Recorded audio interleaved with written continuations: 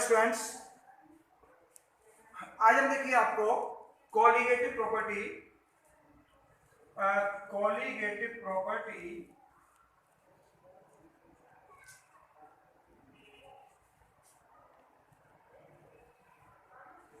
Colligative property का video number 3। First colligative property हमने आपको वेपर प्रेशर वाली दी, depression in vapour pressure, relative depression in vapour pressure. Second वाली थी एलिवेशन इन बॉइलिंग पॉइंट, और थर्ड वाला जो वीडियो है ये कोलिगेटिव प्रॉपर्टी ऑफ ये मान लीजिए कि डिप्रेशन इन फ्रीजिंग पॉइंट। ध्यान रखिएगा, डिप्रेशन इन फ्रीजिंग पॉइंट ये थर्ड नंबर वीडियो है। Depression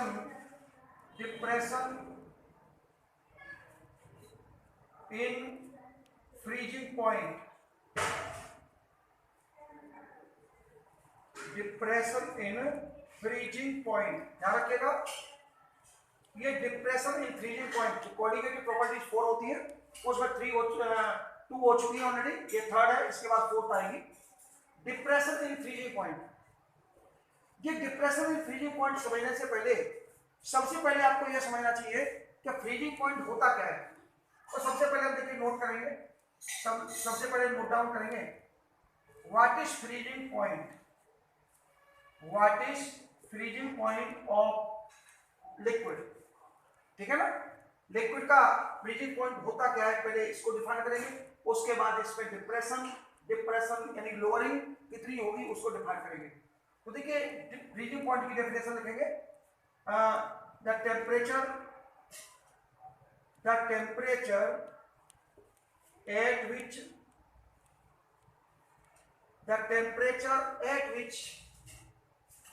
the vapor pressure of liquid is same as the vapor pressure of solid is called freezing point. Okay, the temperature at which the vapor pressure of liquid is same as the vapor pressure of solid is called freezing point. यानी वो temperature जिस पर liquid का vapour pressure और solid का vapour pressure दोनों same हो जाते हैं, उस टेम्परेचर को हम क्या बोलते हैं, फ्रीजिंग पॉइंट। वैसे तो छोटी क्लास में फ्रीजिंग पॉइंट के लिए बोला जाता है कि जिस टेम्परेचर पर कोई लिक्विड सॉलिड में कन्वर्ट हो जाता है उस टेम्परेचर को फ्रीजिंग पॉइंट बोलते हैं।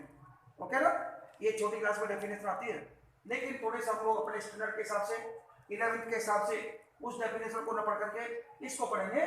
The temperature at which the vapour pressure of liquid is same as the vapour pressure of solid is called freezing point. Okay, जिस टेम्परेचर पर लिक्विड का वेपर प्रेशर और सॉलिड का वेपर प्रेशर दोनों same हो जाते हैं। देखिएगा, ये मान लीजिए कोई लिक्विड है, ये लिक्विड भरा हुआ है, ठीक है ना, इसका वेपर और बन रही होगी वेपर, तो इसका जो लिक्विड है ये लिक्विड का जो वेपर प्रेशर होगा, लिक्विड इसमें भरा हुआ है मान लीजिए कोई पॉट में, इसका जो वेपर प्रेशर होगा ये पड़ेगा नीचे को लिक्विड की सरफेस पर, तो इसको लिक्विड का वेपर प्रेशर कहेंगे, ठीक है ना, वेपर प्रेशर ऑफ लिक्विड। और मान लीजिए कोई सॉलिड है, सपोज ये सॉलिड रखा हुआ है, सॉलिड की जो वेपर बनेगी वो उसका वेपर प्रेशर होगा, ये सॉलिड है मान लीजिए। अब क्वेश्चन ये जनरेट होता है कि सॉलिड की वेपर प्रेशर कहां से आ गई, सॉलिड के अंदर वेपर कहां से बनने लगी। अरे वेपर तो लिक्विड की बनेगी, सॉलिड की तो वेपर बनेगी नहीं। लेकिन आप ध्यान रखना कि वेपर प्रेशर हर ऑब्जेक्ट का अपना होता है, चाहे वो लिक्विड हो चाहे सॉलिड हो। बस इतना है कि सॉलिड का जो वेपर प्रेशर होता है वो बहुत ही कम होता है, क्योंकि आप खुद से सोच के देखिए कि जो सॉलिड है उसकी जो वेपर बनेगी वैसे ही आपको लग रहा होगा नहीं बनेगी, लेकिन आप ये मान के चलिए कि बनेगी, बहुत कम बनेगी, और जब बहुत कम बनेगी तो वेपर प्रेशर भी फिर जो है ना, ये पॉट ऊपर से बंद कर लेते हैं वरना वेपर ऊपर निकल जाएगी, बंद कर लेते हैं ऊपर से, तो ये वेपर जब बनेगी इसकी तो वेपर फिर उसका प्रेशर पड़ेगा सॉलिड की सरफेस पर, इधर पड़ेगा प्रेशर उसका इस पर लिक्विड की सरफेस पर। तो इसकी वेपर कितनी बनेगी, बहुत कम बनेगी, तो इसका प्रेशर भी बहुत कम होगा। लेकिन ये मान के चलिए कि बनेगी, इसका वेपर प्रेशर होगा, ठीक है ना। भले ही हमें प्रैक्टिकली ये ना लग रहा हो कि ये सॉलिड की कहां से वेपर बनने लगी, ध्यान रखिएगा इसको। अब देखिए हम इसको, ये तो रही फ्रीजिंग पॉइंट की definition, that the temperature at which vapor pressure of liquid is same as the vapor pressure of solid is called freezing point। अब देखिए इसकी हम करेंगे, अब पढ़ेंगे डिप्रेशन इन फ्रीजिंग पॉइंट। अब ये टॉपिक पढ़ेंगे डिप्रेशन इन फ्रीजिंग पॉइंट, कि अगर मान लीजिए किसी लिक्विड में सपोज कोई, अभी मान लीजिए ये प्योर है लिक्विड, प्योर लिक्विड है, ठीक है ना, प्योर लिक्विड है। तो अभी देखिए ग्राफिकली इसको समझने की कोशिश करते हैं। ये हमने मान लीजिए सपोज ये ग्राफ ड्रॉ करते हैं, देखिए ये एक्स एक्सिस है, ये वाई एक्सिस है। एक्स एक्सिस पर हमने टेम्परेचर ले रखा है सपोज, ध्यान रखिएगा, और वाई एक्सिस पर हमने वेपर प्रेशर ले रखा है। वाई एक्सिस पर हमने वर्टिकल एक्सिस पर हमने वेपर प्रेशर ले लिया, और एक्स एक्सिस पर हमने हॉरिजॉन्टल एक्सिस पर कौन सा ले लिया, टेम्परेचर। अब मान लीजिए कि ये सॉलिड का ध्यान रखना है एक चीज, क्या सॉलिड का वेपर प्रेशर वैसे ही बहुत कम होता है, और जब टेम्परेचर डाउन करोगे तो इसका वेपर प्रेशर एकदम से डाउन होगा, एकदम से डाउन होगा, ध्यान रखिएगा। और जब एकदम से डाउन होगा तो क्या होगा, देखो ये डायग्राम बना करके लाते हैं, ये एकदम से इसको डाउन करेंगे, ये मान लीजिए लाइन ऐसे करके ये सॉलिड की आ रही है सपोज, ठीक है ना, एकदम से डाउन हो रहा है। और जिस जगह पर ये सॉलिड के लिए मान लीजिए सॉलिड, ओके, सॉलिड का वेपर प्रेशर टेम्परेचर डाउन, देखिए यहां से देखिए, आप देखिए मिला के देखिए यहां पर है, और जैसे जैसे आप बैक आ रहे हो टेम्परेचर डाउन कर रहे हो, वैसे वैसे ये वेपर प्रेशर देखिए शुरू में कहा था, शुरू में वेपर प्रेशर यहाँ पे था मान लीजिए यहाँ पर, ठीक है। तो हमने क्या किया, देखिए जैसे जैसे टेम्परेचर डाउन किया वैसे वैसे ये वेपर प्रेशर डाउन हुआ है। अब क्या करेंगे, देखो अब लेते हैं लिक्विड का, प्योर लिक्विड का वेपर प्रेशर ये है, मान लीजिए ये है, इसको थोड़ा सा डाउन कर लेते हैं, यहां तक कर लेते हैं। अब देखिए यहां से आता है, ये लिक्विड का आ रहा है, लिक्विड का जो वेपर प्रेशर होगा वो टेम्परेचर डाउन करने पर धीरे धीरे डाउन होगा, धीरे धीरे डाउन होगा, ध्यान रखिएगा, स्लोली डाउन होगा। और स्लोली डाउन होगा तो क्या होगा, ये एक दूसरे को यहाँ पर कट करेंगे, यहाँ से हमने ये परपेंडिकुलर डाला टेम्परेचर एक्सिस पर, ये जो पॉइंट निकला ये वाला, ये ग्राफ हमारे लिए, हमारा सॉलिड के लिए था, ये किसके लिए, लिक्विड के लिए, ध्यान रखिएगा, ये लिक्विड का हमने टेम्परेचर डाउन किया, लिक्विड का वेपर प्रेशर डाउन हो रहा है, यहां से मिला के देख लीजिए, इतना वेपर प्रेशर था, देखो यहाँ पर यहाँ तक था, यहाँ पे देखिए यहाँ तक आ गया, डाउन हो गया, ठीक है ना। अच्छा, और इसमें टेम्परेचर देखो, इधर देखो टेम्परेचर, यहाँ से अगर इसको मिलाएं हम, यहाँ से ऐसे करके मिलाएं, ऐसे करके यहाँ पॉइंट पे लेना है, ठीक है ना। तो यहाँ से इतना टेम्परेचर डाउन करने पर, टेम्परेचर जब इतना डाउन किया ना, यहाँ से यहाँ तक आए हैं, तब वेपर प्रेशर इतना डाउन हुआ है, कितना, ये यहाँ से ऐसे मिला के देख लीजिए, ये और ये मिलाइए ऐसे, ये इतना डाउन हुआ है लिक्विड के लिए। और सॉलिड के लिए क्या हुआ, देखिए सॉलिड का हमने देखिए ये हमने ऐसे किया, यहाँ पर ये परपेंडिकुलर डाला, तो सॉलिड के केस में देखिए इतना टेम्परेचर डाउन करने पर ही इतना चेंज आ गया, यानी सॉलिड के केस में थोड़ा सा टेम्परेचर डाउन करने पर ही बहुत सारा चेंज आ गया वेपर प्रेशर में। और लिक्विड के केस में इतना टेम्परेचर डाउन किया है, इतना डाउन किया तब जाकर के इतना सेम चेंज आया है। तो चेंज किस में ज्यादा आया, लिक्विड के केस में, थोड़ा सा टेम्परेचर डाउन करने पर ही चेंज आ गया, ठीक है ना। अब देखिए ये इनको मैं मिटा देता हूं, ओनली समझाने के लिए था ये, ठीक है ना, वरना ये कंफ्यूज पैदा करेंगे, ये कंफ्यूजन पैदा करेंगे बाद में, ये हो गया। अब ये जो टेम्परेचर है ये वाला ये प्योर लिक्विड का फ्रीजिंग पॉइंट है, इसे हम लिख लेंगे T, प्योर लिक्विड का फ्रीजिंग पॉइंट कैसे लिखेंगे इसको, डेल्टा टी एफ, बोल delta T sorry T not F, T F क्या है, T F is freezing point, और ये नॉट बैठा हुआ है तो नॉट रहेगा, ध्यान रखिएगा, प्योर के लिए। ओके, इस टेम्परेचर पर प्योर जो लिक्विड होगा वो फ्रीज हो जाएगा। ये वाला जो है ना, ये वाला पॉइंट, ये फ्रीजिंग पॉइंट है, ध्यान रखिएगा, फ्रीजिंग पॉइंट। प्योर लिक्विड है इसलिए टी नॉट एफ लिखेंगे, नीचे लिख दिया मैं, ध्यान रखिएगा। तो इस पॉइंट पर दोनों का वेपर प्रेशर, लिक्विड का और सॉलिड का बराबर हो चुका है इस वाले टेम्परेचर पर, इसलिए इस टेम्परेचर को फ्रीजिंग पॉइंट बोलेंगे, ठीक है ना। अब ये फ्रीजिंग पॉइंट है किसका, ये प्योर लिक्विड का है, इसलिए हमने नोट लगा दिया है। अब क्या हुआ देखिए, अब हमने इसमें क्या किया, लिक्विड में हमने ये लिक्विड था हमारा, अब इसमें हमने क्या किया, कोई इम्प्योरिटी मिला दी। अब ये इससे कर दिया हमने इम्प्योर लिक्विड कर दिया, ध्यान रखिएगा, यानी कि सॉल्यूशन हो गया। अब इसे आप सॉल्यूशन कहेंगे, सॉल्यूशन, क्यों, कोई इम्प्योरिटी आपने मिला दी, जब इम्प्योरिटी मिला दी, इसमें इम्प्योरिटी मिल गई तो क्या होगा, अब इसकी वेपर कम बनेगी, ठीक है ना। तो इसी केस में इसका जो फ्रीजिंग पॉइंट होगा वो क्या होगा, देखिए, इसका वेपर प्रेशर अब कम हो जाएगा। जब वेपर प्रेशर कम हो जाएगा, पहले वेपर प्रेशर लिक्विड का यहाँ पर था, देखिए यहाँ पर, इसका ये बाई एक्सिस को, प्रेशर एक्सिस को यहाँ कट कर रहा था। अब इसमें आपने कोई इम्प्योरिटी मिला दी है, ये कोलिगेटिव प्रॉपर्टी के फर्स्ट वीडियो में हो चुका है कि जब किसी लिक्विड में आप कोई इम्प्योरिटी मिलाते हैं तो वेपर प्रेशर डाउन होता है, ध्यान रखिएगा। तो अब क्या हुआ, जब कोई इम्प्योरिटी मिला दी हमने तो वेपर प्रेशर यहाँ से लेकर के, सपोज देखिए यहाँ आ गया, यहाँ थोड़ा सा यहाँ देखिए, ये वेपर प्रेशर हो गया। इसको अगर आप मिलाते हो तो देखिए ये जाकर के यहाँ जाकर के मिलेगा ये, तो वेपर प्रेशर पहले हमारा यहाँ से यहाँ तक था प्योर लिक्विड के लिए। अब जो सॉल्यूशन बना है उसका ये हो गया, कम हो गया ना, कम हो गया। अब यहाँ से कट करेगा, यहाँ से देखिए, यहाँ से अब टेम्परेचर हम डाउन कर रहे हैं, तो ये ग्राफ देखिए ऐसे आएगा, ये कट करेगा। ये सॉलिड वाले को उसने कहाँ कट किया, यहाँ पर ये कट कर दिया, ठीक है ना। अब फ्रीजिंग पॉइंट ये वाला होगा, ये ध्यान रखिएगा, पहले फ्रीजिंग पॉइंट ये वाला था, ये किसके था, प्योर के लिए। अब ये वाला फ्रीजिंग पॉइंट होगा नया वाला, तो ये होगा इम्प्योर के लिए, सॉल्यूशन के लिए। प्योर के लिए मैं नोट लगा दिया, इसके लिए नोट नहीं लगेगा।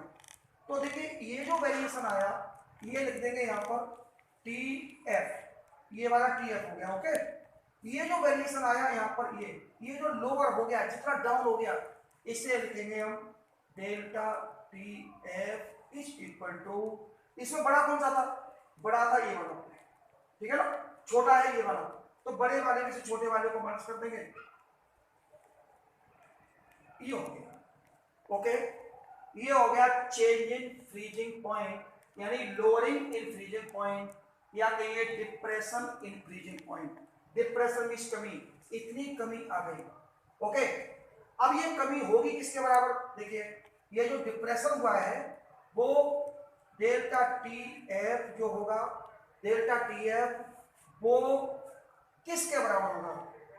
अगर आप मान लीजिए इसमें ज्यादा सॉल्यूट मिलाते हो, ठीक है ना, जब ज्यादा सॉल्यूट मिलाओगे तो ज्यादा डाउन होगा, और कम सॉल्यूट मिलाओगे तो कम डाउन होगा, यानी कि सॉल्यूट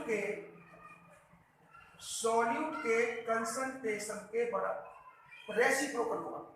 सॉल्यूट का कंसंट्रेशन जब ज्यादा होगा, इसकी जब क्वांटिटी ज्यादा होगी तो ज्यादा डाउन होगा, और कम होगी तो कम होगा, यानी सॉल्यूट के कंसंट्रेशन के डायरेक्टली प्रोपोर्शनल होगा depression in freezing point of liquid, okay. अब सॉल्यूट का कंसंट्रेशन के बहुत सारे मेथड्स हैं, मोलरिटी, नॉर्मलिटी, पीपीएम एक्सेट्रा, बहुत सारे मोल फ्रैक्शन भी है। लेकिन इस केस में जो इंडिपेंडेंट ऑफ टेम्परेचर है, जो साइंटिस्ट ने जो वर्ड यूज किया है वो है मोलरिटी।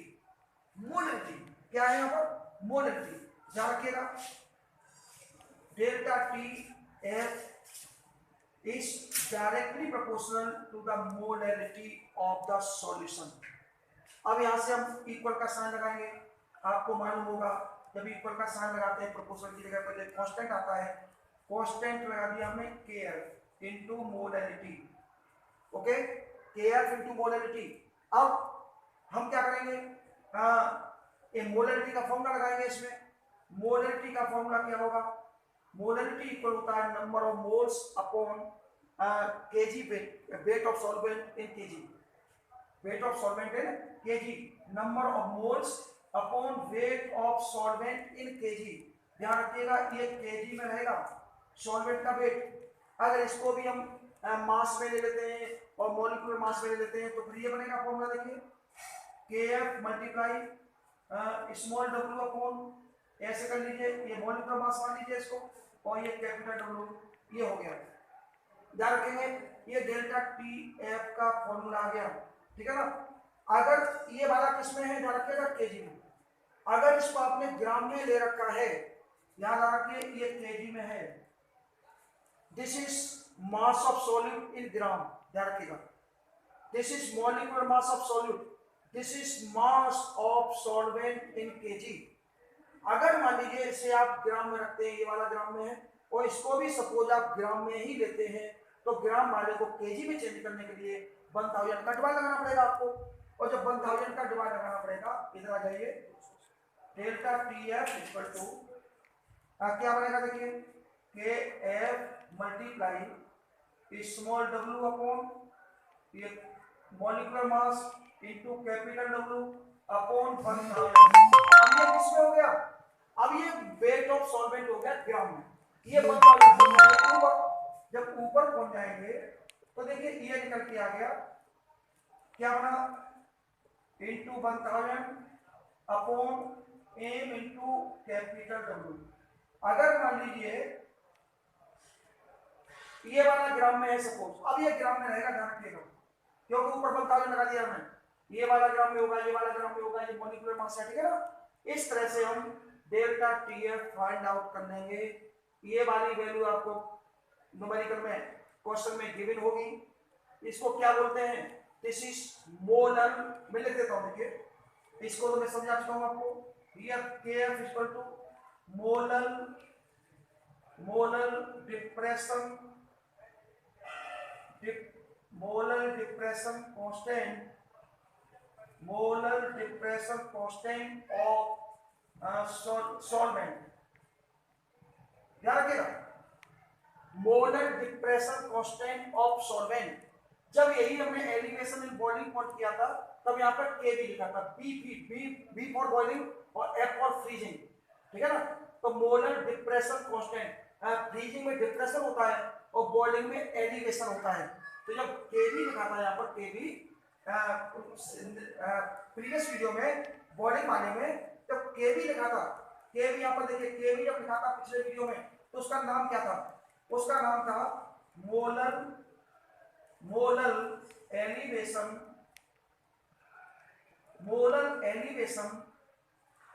Constant of solvent. यहां एलिवेशन वर्ड आया है, यहां डिप्रेशन वर्ड आया है, व्हाई, क्यों, फ्रीजिंग पॉइंट लोअर होता है, डाउन होता है, और जो बॉइलिंग पॉइंट है ना केबी, जो बॉइलिंग पॉइंट है वो मान लीजिए कि बढ़ता है, हाई होता है, उसमें एलिवेशन होता है, इसलिए यहाँ एलिवेशन बढ़ाया है, यहाँ पर डिप्रेशन बढ़ाया है, ठीक है ना। तो molar depression constant of solvent और molar elevation constant of solvent. Okay, तो ये देखिए हमारा डेरिवेशन यहाँ पर हुआ, ये किसके लिए हो गया, डिप्रेशन इन फ्रीजिंग पॉइंट। अब थोड़ा सा हम केएफ और केबी की बात करेंगे, तब तक इसको आप स्क्रीनशॉट ले लें, मैं इसको भी डिलीट करने वाला हूं। ओके, अब देखिए मैं इसको बता रहा हूं। अब देखिए हम क्या करेंगे, इसमें दो तीन चीजें आपको समझनी है, वो चीजें समझिए। देखिए जब हमने बात इसकी की थी, बॉइलिंग पॉइंट की जब बात की थी, डेल्टा टीबी जब निकाला था, आज डेल्टा टीएफ निकाल रहे हैं। डेल्टा टीबी में आपने क्या किया था, डेल्टा टीबी में किया था टीबी माइनस टीबी नॉट, और इसमें क्या कर रहे हैं, इसमें कर रहे हैं T F not minus T F Y. देखिए दोनों में कर देंगे, यहां पर नॉट के नॉट वाला सब्ट्रैक्ट हो रहा है विदाउट नॉट वाले में से, यानी प्योर वाला इम्प्योर वाले में से सब्ट्रैक्ट हो रहा है। यहां पर क्या लिखिए, प्योर वाले में से इम्प्योर वाला सब्ट्रैक्ट हो रहा है, उल्टा पड़ा देखिए। क्यों? वो इसलिए कि बॉइलिंग पॉइंट सदैव ध्यान रखिएगा, बॉइलिंग पॉइंट जो होता है ना वो प्योर वाले का कम होता है, प्योर लिक्विड का, वो इम्प्योर का ज्यादा होता है। और जो फ्रीजिंग पॉइंट होता है, फ्रीजिंग पॉइंट के केस में इम्प्योर वाले का फ्रीजिंग पॉइंट ध्यान रखिएगा, फ्रीजिंग पॉइंट ज्यादा होता है और प्योर वाले का फ्रीजिंग पॉइंट ज्यादा होता है और इम्प्योर वाले का फ्रीजिंग पॉइंट कम होता है। ठीक है ना, ये अभी आपने देखा कि प्योर वाले का फ्रीजिंग पॉइंट देखिए ज्यादा था, इम्प्योर वाले का कम था, तो ज्यादा वाले में से कम वाला घटाओगे, तो ये बात तो रही ये वाली। ठीक है ना, ये पहला पॉइंट तो ये नोट कर लीजिए। अब दूसरा पॉइंट देखिए, के एफ और के बी की बात करता हूं मैं, के एफ और के बी, ऑलवेज ध्यान रखिएगा, ऑलवेज फॉर ऑल लिक्विड्स के F will be more than के बी, के F will be more than के बी। ठीक है ना, ये क्यों होगा? के एफ का मान के बी से सदैव ज्यादा होगा, ये आप नोट कर लें बिल्कुल, कोई भी लिक्विड हो, for all types of liquids. ये पॉइंट हो गया। अगर मान लीजिए मैं सपोज एक एग्जांपल देकर के वाटर की बात कर दूं, अगर आपको एक एग्जांपल देना चाहूं तो फॉर वाटर देखिए, के एफ होगा 1.08। अच्छा इसकी यूनिट और देख लीजिएगा, यूनिट और मैं आपको पहले समझा दूं, यूनिट जो होगी चाहे के एफ हो और चाहे के बी हो, इन दोनों की यूनिट एक ही होगी, वो क्या होगी? Degree Celsius upon molar, degree Celsius upon molar. और अगर आप केल्विन में कहते हो तो केल्विन में आएगा क्या? केल्विन अपॉन मोलर पर मोलर, रखिएगा। और मोलर को भी अगर आप हटाना चाहो तो मोलर को भी हटा सकते हो, केल्विन अपॉन इसकी मोलरिटी की जो यूनिट होती है वो मोल पर केजी होती है, और केजी कौन जाएगा ऊपर, तो kelvin into KG upon mole. ठीक है ना, ये इसकी यूनिट हो गई। ठीक है, ऐसा क्यों है वो देख लो, मैं आप थोड़ा सा आपको बताऊं। यहां से अगर आप के एफ की वैल्यू निकालना चाहते हो, के एफ की, तो ये ऊपर जाएगा, इसकी यूनिट आप करना वो डिग्री सेल्सियस या केल्विन लगा लीजिए, नो एनी प्रॉब्लम। अब देखिए क्या बचा, या आप देखिए अब ये ग्राम से ग्राम कटी जाएगा आपका। ठीक है ना, तो या ऐसे आप थोड़ा सा इसे बैक से ले लें। देखिए यूनिट बनाने के लिए मैं आपको बता दूं कि आपने लिया था थोड़ी देर पहले, देखिए delta T F is equal to K F into molarity. यहां से यूनिट बढ़िया रहेगी, यहां से के एफ की जब वैल्यू निकालेंगे आप तो के एफ की वैल्यू निकलेगी delta T F upon molarity. Okay, delta T F की यूनिट क्या होगी? डिग्री सेल्सियस, मोलरिटी की होगी मोलर, और डिग्री सेल्सियस में लिखना चाहते हो तो केल्विन लिख लो। ठीक है ना, डिग्री सेल्सियस और केल्विन एक ही बात है, मतलब डिफरेंस के मामले में दोनों सेम होते हैं, तो ये केल्विन लगा लीजिए। और मोलर को आप चेंज कर सकते हैं, मोल पर केजी में, और केजी पहुंच जाएगा ऊपर। और यही सेम फॉर्मूला क्या था, ये यूनिट क्या निकल के आई? डिग्री सेल्सियस पर मोल। ठीक है, और यही देखिए केबी के केस में क्या था, केबी के केस में डेल्टा टीबी था, और बाकी सब चीज सिंबल केवल अलग था। यहाँ डेल्टा टी एफ है, चेंज इन टेम्परेचर, यहाँ भी डेल्टा टीबी है, ये चेंज इन टेम्परेचर, ये भी चेंज इन टेम्परेचर है, ये भी चेंज इन टेम्परेचर है, तो इसका यूनिट भी यही सेम रहेगा। ध्यान रखिएगा, ये वाला यूनिट लगा लो, चाहिए लगा लो, चाहिए लगा लो, आपकी मर्जी है। ठीक है ना, तो के एफ की वैल्यू होगी फॉर वाटर ये 1.08 डिग्री सेल्सियस पर मोलर, और केबी की वैल्यू 0.52 डिग्री सेल्सियस पर मोलर। ये तो क्या मैंने एक एग्जांपल आपको दे दिया है, ये वैल्यू आपको जरूरी नहीं कि आप करें, ये तो न्यूमेरिकल जब भी आप करेंगे न्यूमेरिकल आपको वैल्यूज मिलेंगी। अब एक चीज मैं आपको और क्लियर करता हूं कि क्वेश्चन ये जनरेट होता है कि भाई के एफ की वैल्यू केबी से ज्यादा क्यों है, केवी की वैल्यू केएफ से कम क्यों है। तो थर्मोडायनामिक्स से आपको जोड़ते हैं, देखिए थर्मोडायनामिक्स से जोड़ते हैं, थर्मोडायनामिक्स में आप देखिएगा एक फॉर्मूला होता है K F is equal to R T F square upon 1000 into L F. अगर आप यहाँ बी लगाना चाहते हैं तो यहाँ बी लग जाएगा, यहाँ बी लग जाएगा, उसको भी लिख देता हूँ चलो मैं। यहाँ देखिए K B equal to R T B का square upon 1000 into L B, ठीक है। बी लगा दिया तो यहाँ बी लग गई है, B for boiling, F for freezing. अब देखिए आर क्या है, आर गैस कांस्टेंट है, यहाँ भी आर गैस कांस्टेंट है, सेम है दोनों, नो एनी प्रॉब्लम। ये डेल्टा टी है, डेल्टा टी भी हो गया, ठीक है। अब यहां से आप देखिए एल एफ और एल बी, ये क्या है, this is latent heat of fusion. मैं लिख देता हूं यहां पर L F equal to latent heat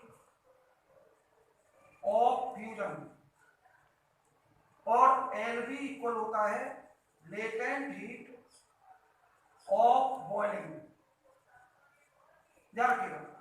अब वाटर के केस में अगर हम बात करें तो वाटर के केस में ध्यान रखिएगा, जो फ्यूजन जो लेटेंट हीट है वाटर से जो आइस बनती है ना, आइस, मैं यहां लिख देता हूं ऊपर देखिए, जब आइस बनती है, यहां देख करता हूं उसको, देखिए जब हम आइस बनाते हैं, आइस की यानी फ्यूजन की जो लेटेंट हीट है वो आइस की होती है L F equal to 80 calorie, ये नोट करने याद करने इसको, 80 कैलोरी पर ग्राम।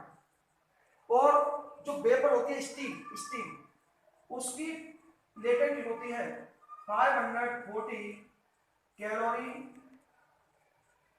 पर ग्राम। अब देखिए आप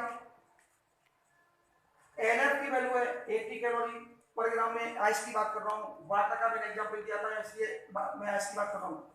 एनएफ की वैल्यू है 80 कैलोरी पर ग्राम और एलबी स्टीम की वैल्यू कितनी है, यहाँ पर मैं एलबी एक काम करते हैं, एलबी ऑफ बॉइलिंग था ना, चलिए रहने दो कोई बात नहीं।